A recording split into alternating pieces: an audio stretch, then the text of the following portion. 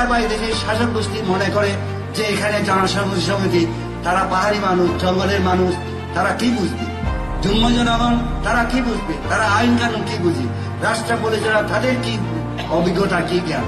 কিন্তু আমরা জানাতে চাই, এই পার্বত্য অঞ্চলের যারা মানুষ ছিলাম আমরা, আমাদের সংখ্যায় ক্ষুদ্র হলেও, সংখ্যা লঘু হলেও আমাদের নিজস্ব স্বাধীনতা ছিল, আমাদের রাজত্বের শাসনতান্ত্রিক ইতিহাস আছে। আমাদের এই চাকমারা তারা রাজত্ব স্বাধীনভাবে পরিচালনা করেছিল, মারমারা স্বাধীনভাবে রাজত্ব করেছিল, ত্রিপুরা স্বাধীনভাবে রাজত্ব করেছিল। আজকে এই দেশের শাসক গোষ্ঠী যদি মনে করে থাকে পার্বত্য অঞ্চলে যারা পাহাড়ি মানুষ আছে তারা কি বুঝবে, তারা আধুনিক শিক্ষা সভ্যতা কি বুঝবে? কিন্তু আমরা আজকে জানাতে চাই যে পার্বত্য অঞ্চলের মানুষ অতীতেও তারা জ্ঞান গরিমায় তারা সমৃদ্ধ ছিল, বর্তমানে আছে এবং ভবিষ্যতে তারা তাদের জ্ঞান গরিমা সেটা সম্প্রসারিত হতে থাকবে। তাদের অধিকার নিশ্চিত করার জন্য যে কোনো সংগ্রামের মধ্য দিয়ে তারা যুগ্ম জনগণকে আরো ঐক্যবদ্ধ সংহত করে তারা এগিয়ে যাবে, এগিয়ে যেতে পারবে।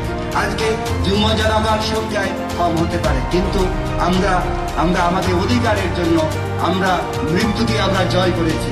আমরা মৃত্যুকে ভয় করি না। আমরা আমাদের অধিকারের জন্য আমরা জীবিত অবস্থায় মৃত থাকতে চাই না।